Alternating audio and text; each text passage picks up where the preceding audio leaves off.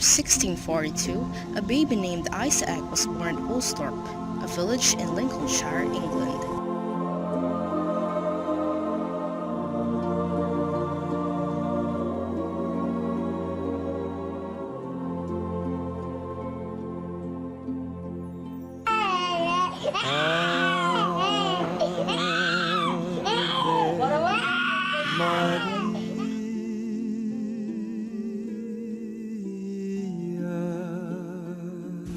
His father died 2 months before he was born.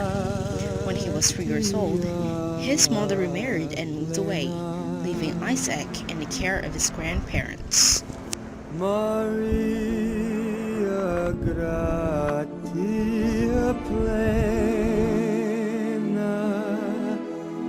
Maria gratia plena. Ave, Ave Dominus, Dominus tecum, benedicta tu in... After his basic education in local schools, at the age of 12, he was sent to the King's School in Grantham, England, where he lived in the home of a pharmacist named Clark.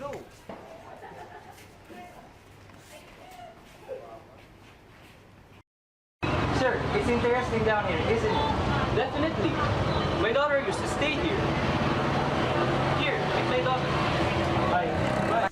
Newton built mechanical devices to amuse Clark's daughter, including a windmill run by live mice, floating lanterns, and sundials.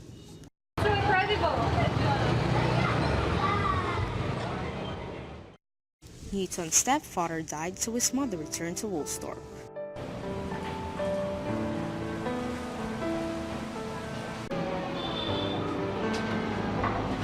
Mom, why are you sad? Son, you're not going to study anymore. Just help me run our farming here. But mother, I need to study. I barely need to study. I know myself that farming is not my destiny, my mother. But as his mother decided, she pulled him out, though Isaac totally disagreed.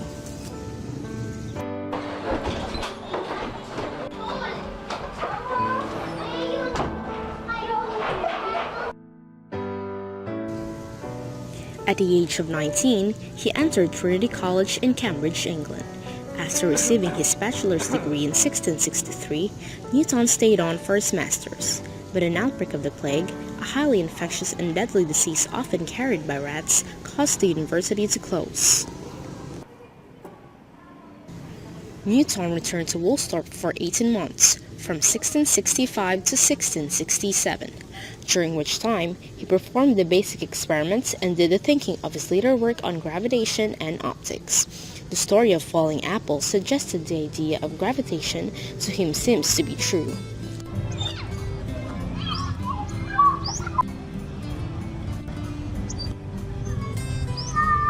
Why does this apple fall perpendicular to the surface? Not wide, sidebar, or parallel. Newton also developed his own system of calculus, a form of mathematics used to solve problems in physics. Returning to Cambridge in 1667, Newton quickly completed the requirements for his master's degree and then began a period of expanding on the work he had started at Woolsthorpe. His mathematics professor, Isaac Harrow, was the first to recognize Newton's unusual ability. I will decide to take another job, and I want you to replace me as staff. It's my pleasure, sir.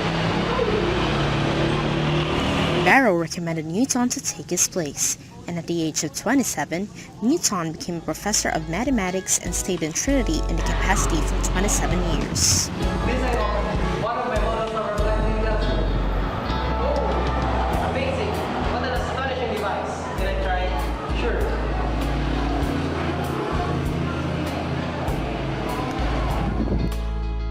Newton was honored when the members of the Royal Society were impressed by his reflecting telescope and when they elected him to their membership. But when he decided to send the Society a paper describing his experiments on light and the conclusions he had drawn from them, the results almost changed history for the worse. The paper was published in the Society's Philosophical Transactions. Many scientists refused to accept the findings, and others strongly opposed the conclusions that seemed to show the popular theories of light were false. This is a huge shame to our country. Senseless! A sluggish mind. Be open-minded, people. You fire words insensibly. I will not publish again. I will give up science altogether.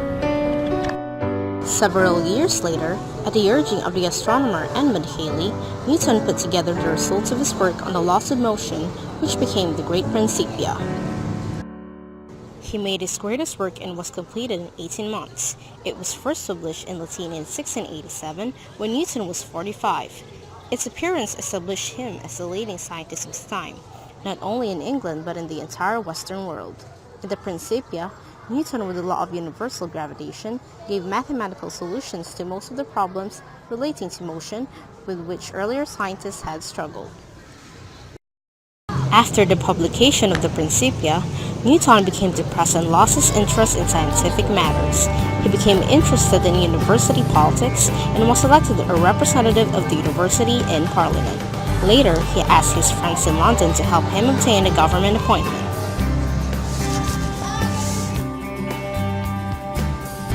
The result was that in 1696, at the age of 54, he left Cambridge to become warden and then master of the mint. Newton took the job just as seriously as he had his scientific pursuits and made changes in the English money system that was effective for over 100 years. Newton's London life lasted as long as his professorship. He received many honors, including the first knighthood given for scientific achievement and election to life presidency of the Royal Society. I proclaim you, Isaac Newton, Melito, President of Royal Society. A privilege of mine to serve you all. In 1704, he published Dioptics, mainly a collection of earlier research, which he revised 3 times. In later years, he supervised 2 updated versions of the Principia. He carried on a correspondence with scientists all over Great Britain and Europe. He continued his study and investigation in various fields, and until his very last years, he performed his duties at the Mint. Dioptics was written and originally published in English rather than Latin, and as a result it reached a wide range of readers in England. The reputation the Principia had prepared the way for the success of Newton's second published work. It contained an account of experiments performed by Newton himself and his conclusions drawn from them, and it had greater appeal for the experimentally minded public of the time than the more mathematical Principia. 2 other areas to which Newton devoted much attention were chronology and theology. His Chronology of Ancient Kingdoms, published in full after his death, attempts to link Egyptian, Greek, and Hebrew history and myths, and to establish dates of historical events. In his observations upon the prophecies of Daniel and the Apocalypse of St. John, his aim was to show that the predictions of the Old and New Testaments had come so far true. Newton died on March 20, 1727. His surviving writings and letters reveal a person with tremendous powers of concentration, the ability to stand long periods of intense mental strain, and the ability to remain free of distractions. The many portraits of Newton show him as a man with natural dignity, a serious expression, and large searching eyes. He had developed a mathematical explanation of the universe and opened the door for further study.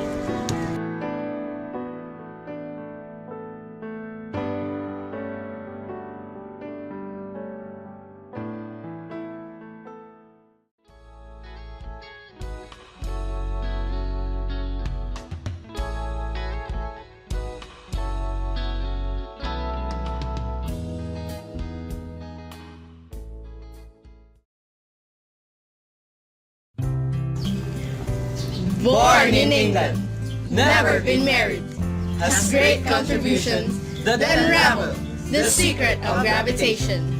Laws of motion is one of his work, for he contributed lot for this world. Theories for calculus, theories for optics, reflecting telescope is one of his credits. He laid the classical mechanics foundation and the idea of the universal gravitation, developed a color theory and the speed of sound study. Isaac Newton, a great scientist, regarded as key figure in scientific revolution. In physics and mathematics, he gave his calculations that led us to what we have now in this generation. His name is Isaac Newton. He was born in 1642. By his parents, he was abandoned. He had a hard life, but he came through. Isaac grew up in Woolsthorpe, England. He was an intelligent and genius man. He studied in Cambridge University. There he showed his brilliant mind and ability. He started off by making a mechanical kite. Then later on, he discovered the colors of light. He built a telescope and did lots of calculations. And then he made the laws of gravity and motion. Newton's ideas are important throughout the history. They have never gone out of date and solved many mysteries. Sir Isaac Newton died when he was 84. His great ideas traveled to develop more.